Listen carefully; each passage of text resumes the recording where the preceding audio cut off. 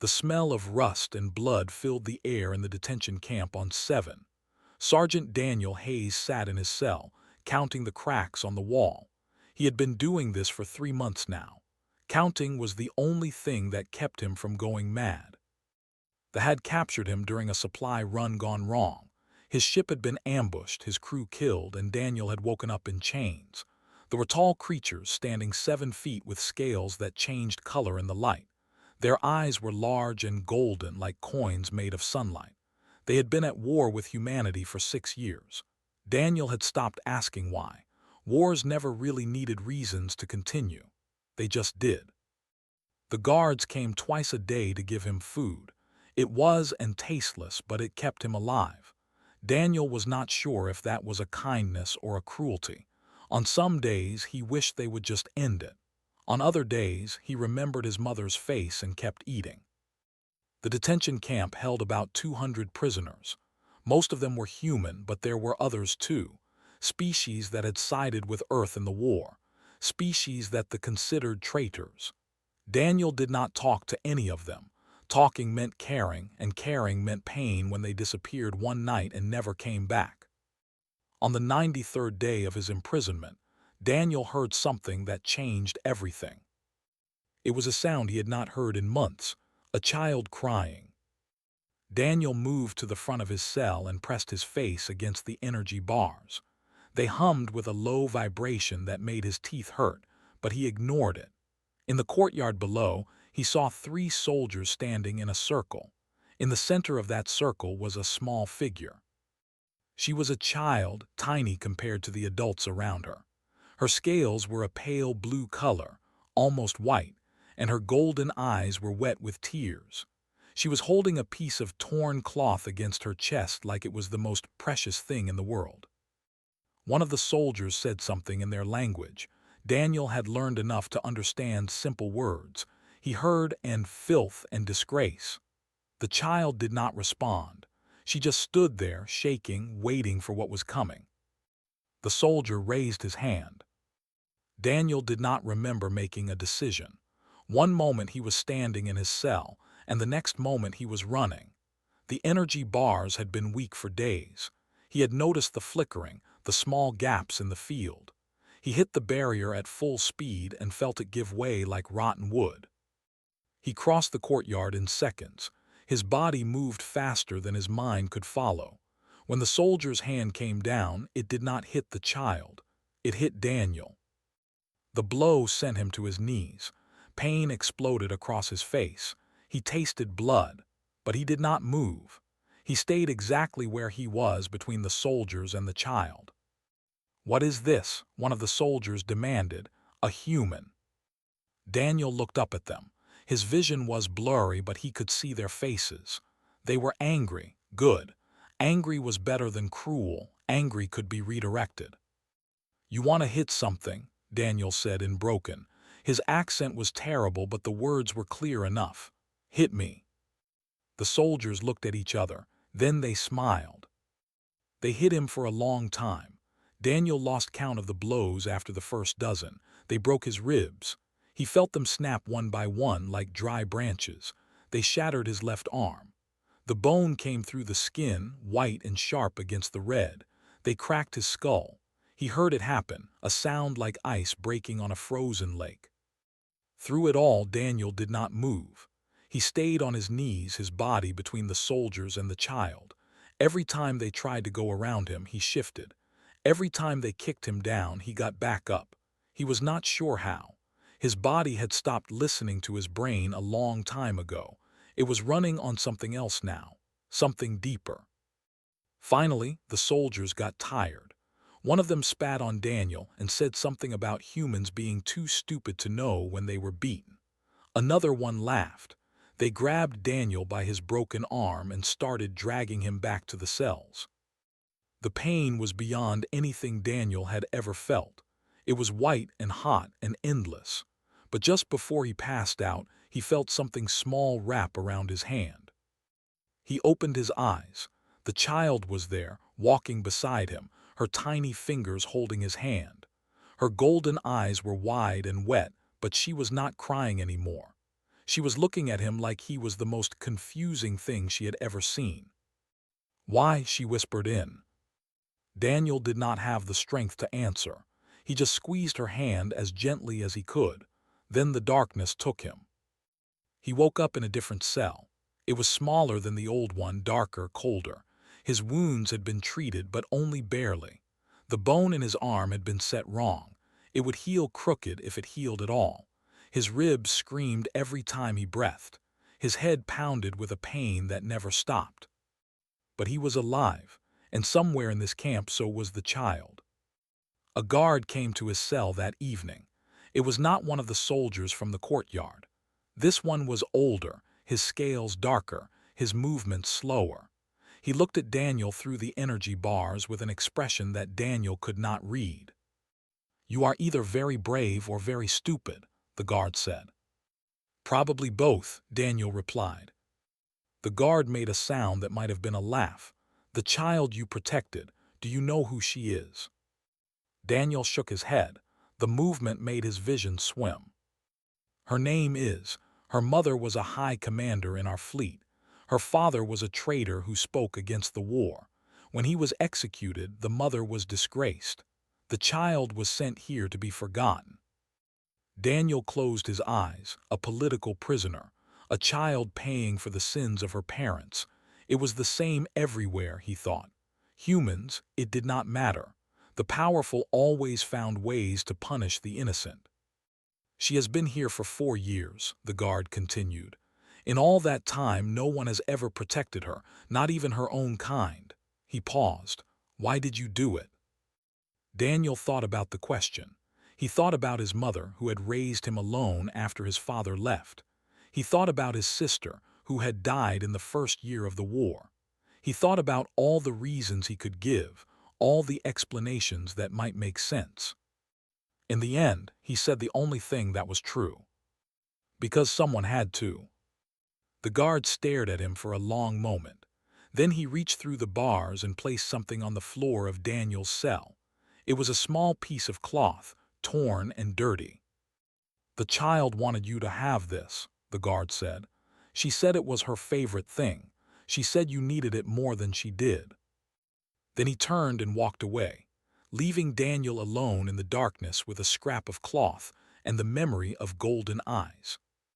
Daniel held the cloth against his chest and did something he had not done in months. He smiled. High Commander stood on the bridge of her warship and watched the stars burn. The battle had been won. Another human colony reduced to silence. Another victory that tasted like ash in her mouth. She had not always been this tired. There was a time when she believed in the war, believed in the glory of conquest, believed that humanity was a disease that needed to be burned away. That was before her daughter was taken, before she learned what her own people were capable of doing to a child. Was tall even by standards. Her scales were deep purple, almost black, and her eyes held a coldness that made even the bravest soldiers look away. She had earned her rank through blood and sacrifice. She had killed more humans than she could count, and none of it had brought her peace. 4 years. 4 years since she had seen. 4 years since the courts had declared her unfit to raise the daughter of a traitor. 4 years of fighting and killing and climbing back to power, all for this moment. Today, she would finally see her child again. The transport ship landed on 7 just as the sun was setting, walked down the ramp with her honor guard behind her. The camp administrator came running to meet her, his scales pale with fear. "High Commander," he stammered, bowing so low that his head nearly touched the ground. "We were not expecting you. If you had sent word, we would have prepared." "I did not want you to prepare," said. Her voice was calm, but there was ice beneath the words. "I wanted to see things as they truly are." She walked through the camp without speaking. She saw the cells, the prisoners, the guards who would not meet her eyes. She smelled the fear and the misery and the despair. This was where her daughter had spent 4 years. This was the place they had sent a child to be forgotten. The administrator led her to a medical wing at the back of the camp. It was cleaner than the rest of the facility, but not by much. in a small room at the end of the hall, found her daughter. Sat on a thin bed staring at the wall. She was so much smaller than remembered, so much thinner.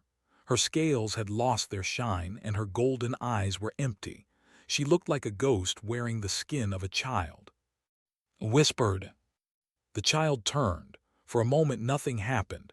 Then something flickered in those empty eyes. Not joy, not relief, something else. Mother said, her voice was flat, distant. You came. I came.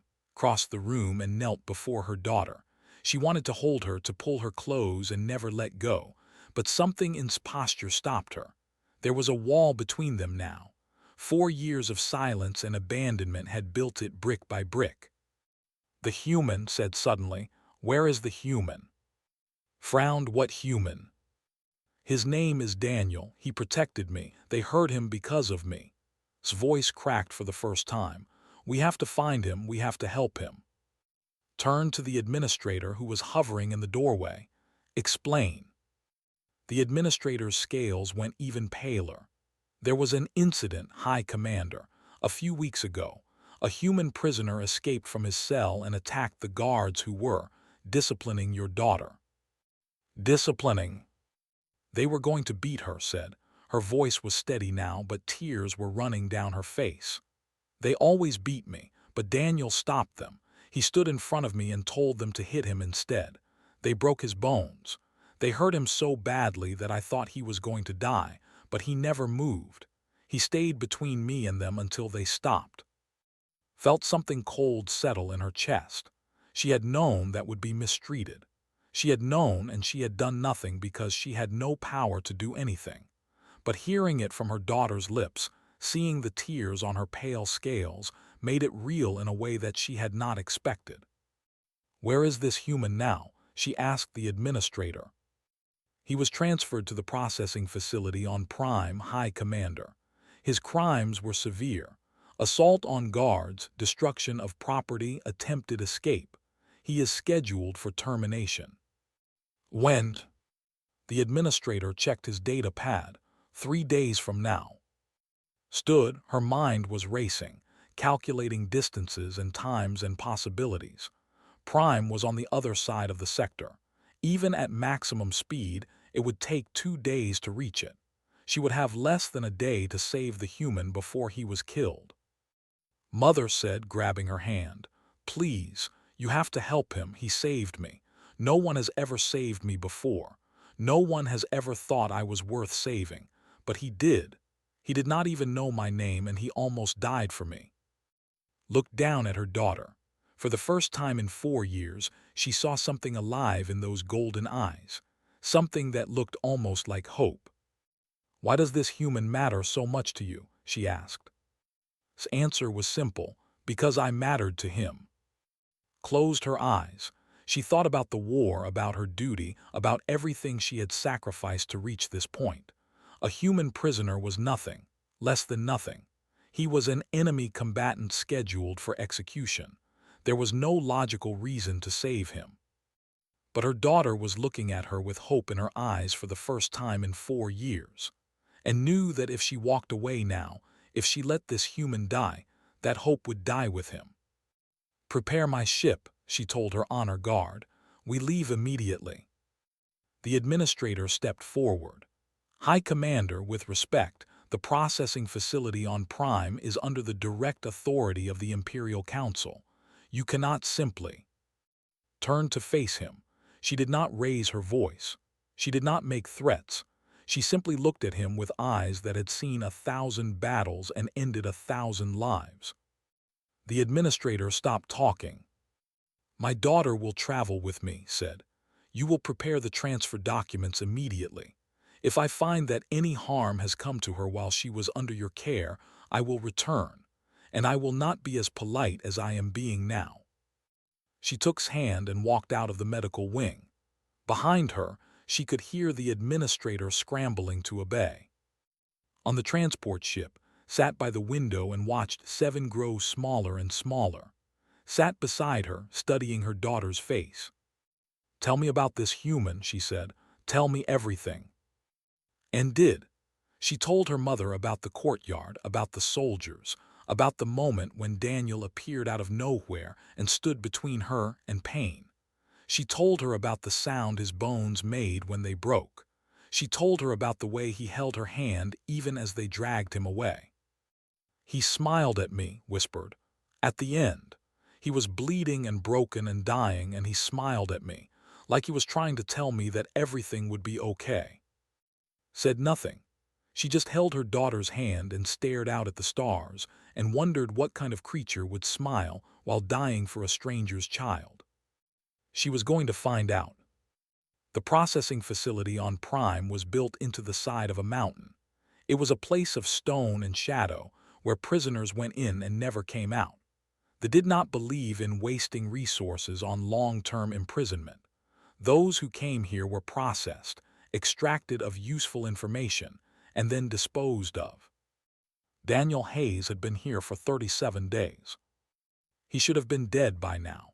The first round of interrogations had lasted a week. They wanted to know about Earth's defense systems, about fleet movements, about anything that might give them an advantage in the war. Daniel told them nothing, not because he was brave, but because he genuinely did not know anything useful. He was a supply sergeant, not a strategist. The interrogators did not believe him. They used machines that sent fire through his veins. They used drugs that made him see things that were not there. They used methods that he would never be able to forget, no matter how long he lived. But Daniel did not break. He held on to one thing, one memory that kept him sane when everything else was falling apart. He thought about golden eyes and a small hand holding his. He thought about a child who had smiled at him through her tears. He thought about the fact that somewhere in this galaxy, someone remembered him as more than just a number. After the interrogations came the labor details. The facility sat above a network of mines that produced rare minerals used in weapons.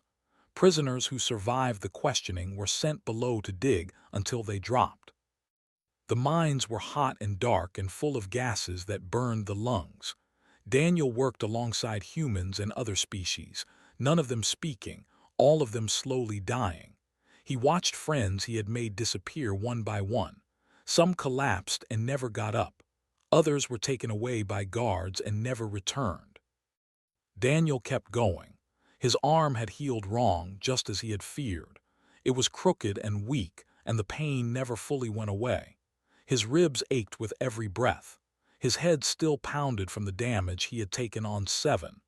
But he kept going because stopping meant giving up, and giving up meant admitting that his sacrifice had been for nothing. On the 37th day, something changed. Daniel was in the mines when the alarm started. Red lights flashed along the tunnel walls. Guards shouted orders in. Prisoners were herded together and marched back to the surface. Daniel expected an execution. It would not be the first time the facility had culled its population to make room for new arrivals. He walked with the others, his head down, his heart heavy. At least it would be over. At least he would finally get to rest. But they did not take him to the execution yard. They took him to a room he had never seen before. It was clean and bright and smelled of chemicals. A medical room. Daniel was pushed inside and left alone. He stood there for what felt like hours. His legs were shaking. His body was screaming for rest. But he stayed standing because sitting down felt too much like surrender. The door opened. A female walked in. She was tall, even by their standards. Her scales were deep purple, almost black, and her golden eyes held a cold intelligence that made Daniel's stomach clench. She wore the uniform of a high commander, decorated with medals and symbols that Daniel did not recognize. Everything about her spoke of power and authority. But it was not her rank that caught Daniel's attention. It was her eyes. They were studying him with an intensity that made him feel like he was being taken apart and put back together. "You are Daniel Hayes," she said.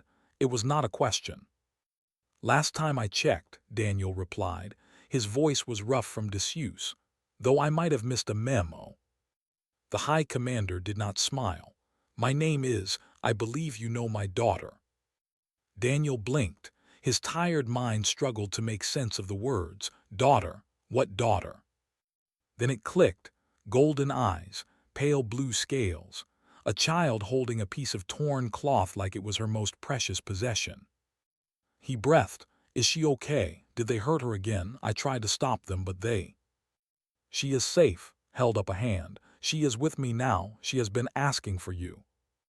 Daniel felt something loosen in his chest. He had not realized how much tension he had been carrying until it started to release. The child was safe. The child was with her mother. His sacrifice had meant something after all. Good, he said. That is good. She deserved better than that place. Was quiet for a long moment. She circled Daniel slowly, looking at him from every angle. He felt like a specimen under examination, like she was trying to figure out what he was made of. My daughter told me what you did, she said finally. She told me that you stood between her and the guards, that you took the beating meant for her, that you held her hand even as they dragged you away. Daniel shrugged, then winced at the pain in his ribs. It was not anything special. Anyone would have done the same. No, stopped in front of him. Her eyes were hard.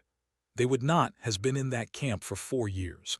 In all that time she has been beaten, starved, and tormented by guards who saw her as nothing more than the daughter of a traitor.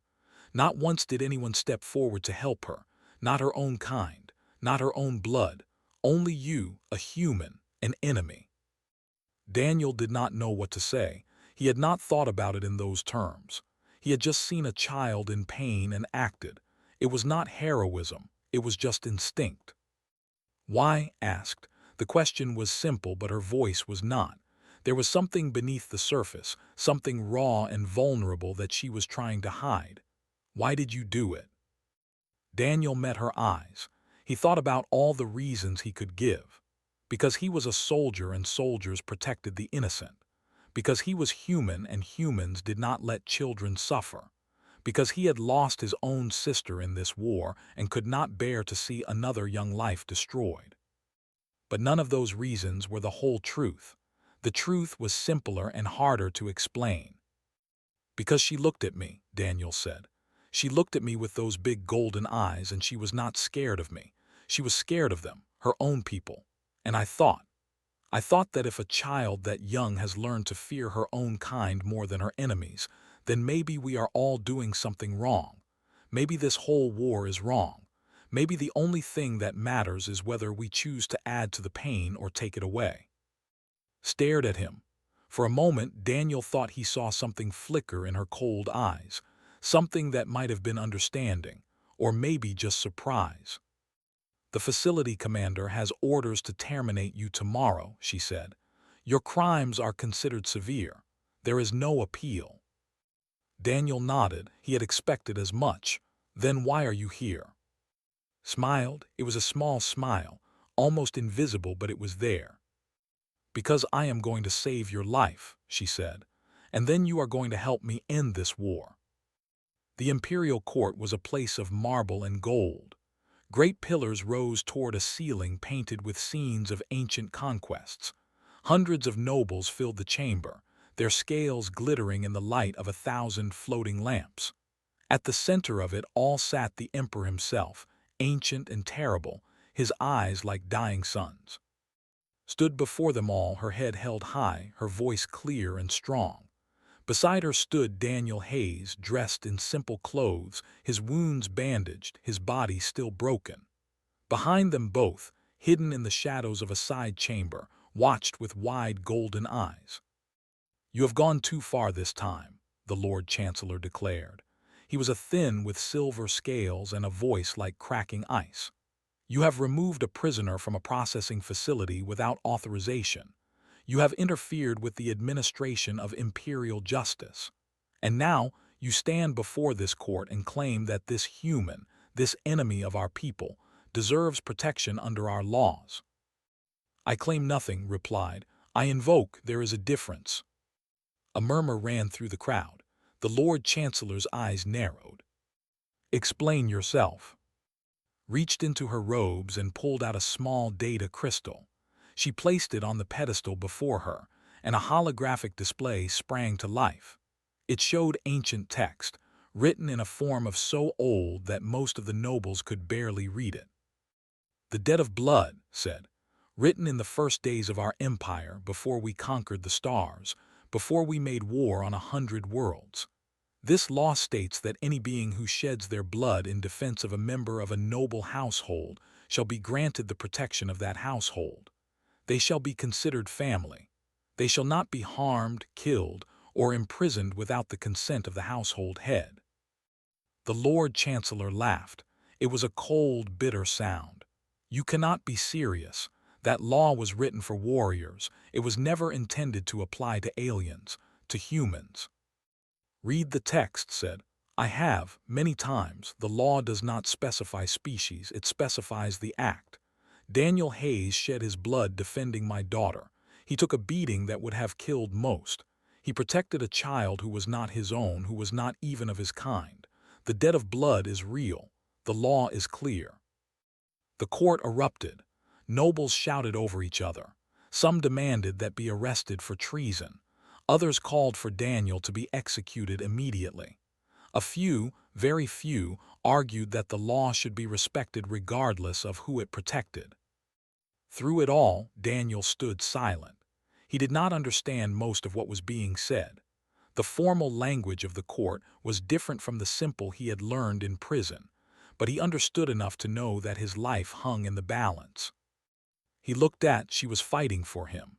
This powerful, cold, terrifying woman was standing before her own people and arguing that a human prisoner deserved to live. He did not understand why. He was not sure he wanted to. The Emperor raised his hand. Silence fell instantly. "High Commander," the Emperor said. His voice was soft, but it carried to every corner of the chamber. "You have served the Empire well. Your victories are legendary. Your loyalty has never been questioned, but this request is unprecedented. You ask us to extend the protection of ancient law to an enemy, to a human. Why should we do this?" Bowed her head. When she looked up, her eyes were wet. It was the first emotion Daniel had ever seen her show. "Because he is not an enemy, Your Majesty. An enemy would have let my daughter die. An enemy would have watched her suffer and felt satisfaction. But Daniel Hayes did not do that. He saw a child in pain and he chose to help her. He chose to sacrifice himself for her. That is not the act of an enemy. That is the act of a hero." She paused, gathering herself. "I have killed more humans than I can count," she continued. "I have won battles and destroyed fleets and brought glory to the Empire. I have done all of this because I believed that humanity was our enemy, that they were different from us, that they could never understand honor or sacrifice or love." Turned and pointed at Daniel. "But this man has shown me that I was wrong. He is standing here, broken and bleeding, because he chose to protect a child. He did not ask for reward. He did not expect rescue. He simply saw someone who needed help and acted. If that is what humans are capable of, then perhaps we have been fighting the wrong war all along." The court was silent. The Emperor studied Daniel with ancient, unreadable eyes. "Bring the child," the Emperor commanded. A door opened. Walked into the chamber, small and pale against the grandeur around her. She crossed the marble floor without hesitation and took her place beside Daniel. Her small hand found his, just as it had in the prison courtyard. "Child," the Emperor said, "is this the human who saved you?" Nodded, "Yes, Your Majesty." "Tell me what happened, in your own words." Took a deep breath. Her voice was soft, but the chamber was so quiet that every word carried. "The guards were going to hurt me. They always hurt me. I was used to it. I thought it would never stop. But then Daniel came. He broke out of his cell and ran to me. He stood in front of me and told them to hit him instead. They did. They hurt him so badly, but he never moved. He never left me. Even when they were dragging him away, he held my hand. He smiled at me. He made me feel like I was worth protecting." Tears were running down her face now, but she did not look away from the Emperor. "Please do not kill him," she whispered. "He is the only person who ever cared about me. He is my friend." The emperor was quiet for a long time. When he finally spoke, his voice was different, softer. "The debt of blood is recognized," he said. "Daniel Hayes shall be placed under the protection of House. He shall not be harmed, killed, or imprisoned without the consent of the household head. This is our judgment. This is our law." The court erupted again, but this time the shouts were mixed. Some were angry, some were confused, and some, Daniel noticed, were almost relieved. Placed her hand on Daniel's shoulder. "It is done," she said. "You are safe now." Daniel looked down at. She was still holding his hand, still crying, but she was smiling too. It was the most beautiful thing he had ever seen. "What happens now?" he asked. His lips curved into something that was almost a smile. "Now you come home with us, you heal, you rest, and then, if you are willing, you help me build something new, something better than this endless war." Daniel did not know what to say. 24 hours ago, he had been a prisoner waiting to die. Now he was being invited into the household of a high commander. He was being asked to help end a war that had consumed millions of lives. It was insane. It was impossible. It was the strangest thing that had ever happened to him. But was holding his hand and smiling. And for the first time in years, Daniel felt something he had thought was lost forever. Hope. "Okay," he said, "let us try." 2 years passed like water flowing downhill, fast and slow at the same time, full of change and yet strangely peaceful. Daniel Hayes lived on Prime in a house that overlooked a garden of purple flowers. His arm had been healed by medicine, though it still ached when the weather changed. His ribs no longer hurt when he breathed. The scars on his body had faded, though the ones on his mind took longer. He spent his days learning the language properly, not the broken version he had picked up in prison, learning their history, their culture, their beliefs, learning what it meant to be a member of House, even if he was the strangest member they had ever had. And he spent his days with. She was growing taller now, her scales darkening to a deeper blue. She smiled more often. She laughed. She asked Daniel endless questions about Earth, about humans, about everything he had seen and done. He answered as best he could, and in return, she taught him the songs of her people and the names of the stars. Watched them from a distance. She did not understand the bond between her daughter and the human, but she could not deny that it was real, had been broken when found her. Now she was healing, and Daniel, with his gentle patience and quiet strength, was the reason. The war continued during those 2 years, but it was slowing down. Both sides were exhausted. The battles were smaller, the victories more bitter. Everyone could feel the end coming, but no one wanted to be the first to admit it. Then came the invitation to the Neutral Zone Conference. It was supposed to be just another round of pointless negotiations. Diplomats from Earth and the Empire would meet in a space station at the border between their territories. They would argue about borders and reparations and prisoners of war. They would accomplish nothing and go home feeling like they had at least tried. Was not interested in attending. She was a warrior, not a politician. But then Daniel came to her with an idea. "Let me speak," he said. Looked at him like he had gone mad. "Speak. At the conference. You are not a diplomat, Daniel. You are not even officially a citizen of either nation." "Exactly." Daniel sat down across from her. In the garden outside was chasing butterflies, her laughter carrying through the open windows. "I am not a soldier anymore. I am not a prisoner. I am just a man who has lived on both sides of this war. Maybe that is exactly what they need to hear." Was quiet for a long time. She studied Daniel's face, searching for something. Whatever she found seemed to satisfy her. "What would you say?" she asked. Daniel told her. 3 weeks later, walked into the Neutral Zone Conference with Daniel beside her and holding his hand. The diplomatic delegation stared. The humans could not believe that one of their own was standing with a high commander. They could not believe that had brought a human and a child to a place of war. The negotiations began as they always did. Arguments about territory, demands for compensation, accusations and counter-accusations that had been repeated so many times they had lost all meaning. After 2 hours, Daniel stood up. The chamber fell silent. A human speaking at a conference was unheard of. A human speaking without permission was grounds for execution. But Daniel just walked to the center of the room and placed something on the table. It was a photograph. In the picture, Daniel sat in a garden on Prime. On his lap was, her golden eyes bright with joy. She was reaching up to touch his face, and he was smiling down at her. It was a simple image, a moment of ordinary happiness between two people who had no reason to love each other and every reason to hate. "My name is Daniel Hayes," he said. His voice was calm, steady, clear. 2 years ago, I was a prisoner of war in a detention camp. I was beaten, tortured, and sent to die in a processing facility. But before all that happened, I met a little girl named. He looked around the room, meeting the eyes of humans and alike. She was being punished by the guards, not because she had done anything wrong, but because her father had spoken against the war. She was 5 years old, and she had learned to accept cruelty as normal. She did not cry out. She did not run.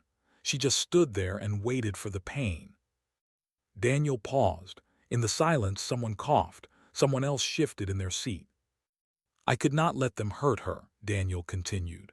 "I broke out of my cell and stood between her and the guards. They beat me instead. They broke my bones and cracked my skull.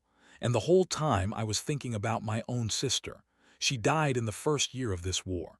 She was 17 years old. His voice cracked slightly, but he kept going. "I am not here to talk about politics or borders or reparations. I am here to tell you that peace is possible. I know this because I have lived it. A child became my family. A high commander became my protector. We eat dinner together. We watch the stars together. We laugh at the same jokes." Daniel pointed to the photograph. "This picture shows a human and a who love each other. Not because they were forced to. Not because someone ordered them to, but because they chose to. Because when you strip away the uniforms and the flags and the propaganda, we are all just people trying to survive." He looked directly at the delegation. "I have killed your soldiers. I have watched my friends die at your hands. I have every reason to hate you, but I do not, because hatred is a choice, and I choose something different. I choose to see you as individuals. I choose to believe that you are capable of kindness and sacrifice and love just like us." Then he looked at the human delegation. "And I am asking you to make the same choice, not because it is easy, not because you owe anyone anything, but because the alternative is more of what we have already had, more death, more suffering, more children learning that cruelty is normal." Daniel stepped back from the table. "Survived because someone chose to help her. I survived because someone chose to save me. This war can end if enough people choose to end it. The question is whether you have the courage to make that choice." The chamber was completely silent. Daniel walked back to his seat beside, immediately climbed into his lap and wrapped her arms around his neck. For a long moment, no one moved. Then Admiral Lisa Monroe of the United Earth Coalition stood up. She was old and tired, her uniform decorated with medals from 100 battles. She walked slowly to the table and looked at the photograph. "I knew Daniel Hayes," she said. "We served together before his capture. He was a good man, a simple man, the kind of soldier who never wanted to be a hero but became one anyway." She turned to face. "I have spent 30 years fighting your people. I have lost friends, family, everything I cared about. I came here expecting to argue about borders for another week and then go home to prepare for the next battle." Lisa Monroe extended her hand across the table. "But maybe Daniel is right. Maybe the only way to end this is for someone to choose to end it. So I am choosing, right now, I am choosing peace." Looked at the extended hand.